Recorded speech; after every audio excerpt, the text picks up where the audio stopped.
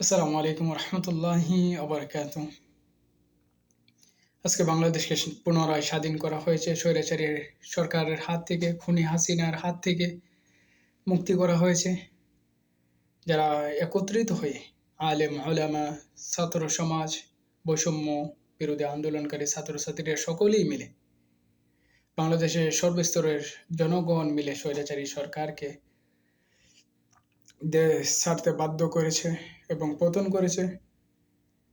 তাদের জন্য আমি গর্ববোধ করছি এবং এখানে দেখছি আমি বৈষম্য বিরোধী কোটা আন্দোলনকারী ছাত্রছাত্রীদেরকে তাদেরকে সম্মান করছি এবং শ্রদ্ধা এবং উদারতা থেকে আমি কিছু কথা বলতেছি। আজকে আপনারা যারা স্বৈরাচারী সরকারকে পতন করে যে ক্রেডিটটা অবদানটা একাই নিয়ে নিচ্ছেন, সেটা তো আপনারা নিতে পারেন না। সেই অবদানটা দিতে হবে প্রবাসীদেরকে 20%, আপনাদের থাকবে 50%, এবং সাধারণ জনগণ এবং আলেম ওলামাদের জন্য থাকবে 25%। এটা আমার সহমত, আমার ভারসাম্য, আমার যে আবেগ সেটা আমি প্রকাশ করলাম। কেন বলছি এই কথাটা? এই কথাটা বলছি এই জন্য যে বাংলাদেশ সেই জাতীয় শহীদ মিনারের কাছে আমার প্রিয় কিছু মাদ্রাসার ছাত্র ভাইয়েরা আরবি গ্রাফি করতেছিলেন। তখন তারা এসে বললেন, এতদিন কোথায় থেকে আসলেন আপনারা? এতদিন কোথায় ছিলেন? আপনারা কি দেশটা কি আফগানিস্তান বানাবেন? আজীব ব্যাপার। এগুলা কোন ধরনের উদারতা নিয়ে কথা বলা আমার তো মনে হচ্ছে না।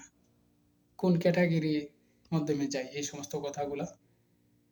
আপনারা তো এই সমস্ত কথাগুলো বলতে পারেন না।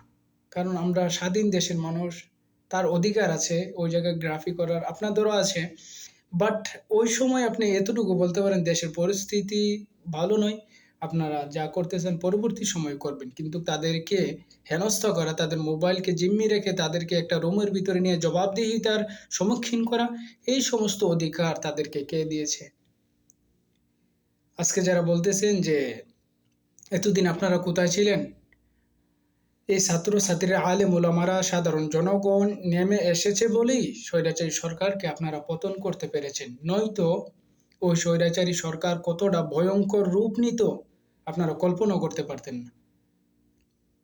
ওই স্বৈরাচারী সরকার যে জুলুমগুলা করেছে জামাত ইসলামের কর্মীদের উপর, আপনাদের কি মনে নেই? তারপরে এই স্বৈরাচারী সরকার জুলুম করেছে, হত্যাকাণ্ড চালিয়েছে 2013 সালে শাপলা চত্বরে। সেই হত্যাকাণ্ডের হত্যা ঘটনা কি আপনাদের কি মনে নেই? যদি আলেম ওলামারা, সাধারণ সর্বস্তরের জনগণ যদি নেমে না আসতো, আপনাদেরও সেই দিন রাতে সেই পরিণতি করে ছাড়তো স্বৈরাচারী সরকার।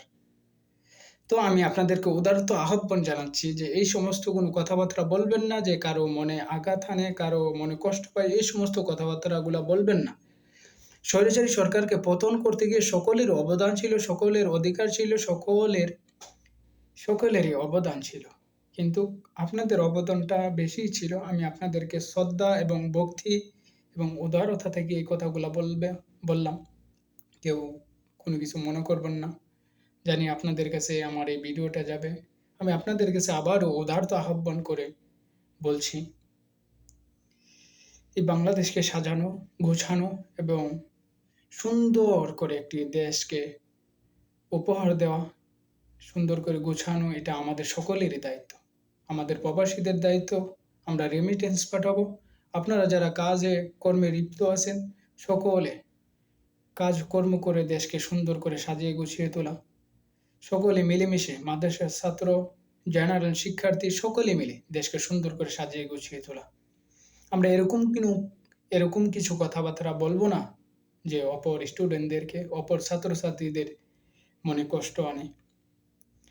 তো আমি আশা করি সকলেই আমার কথাগুলো বোঝার চেষ্টা করবেন। আমি কিন্তু কাউকে আঘাত করার জন্য এই কথাগুলো বলিনি।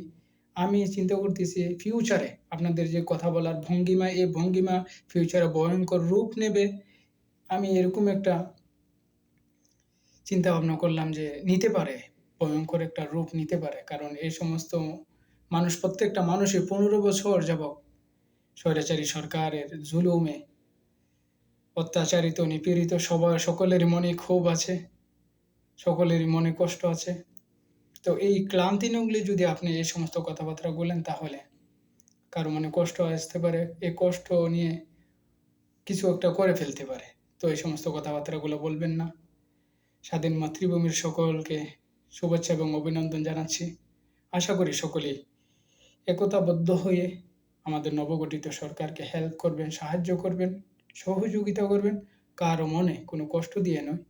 আমরা আমাদের দেশটাকে নতুন করে সাজাবো সুন্দর করে, এবং ভালোবাসা দিয়ে, মহাব্বত দিয়ে, উদারতা দিয়ে, কোনো হিংসা বিদ্বেষ দিয়ে নয়।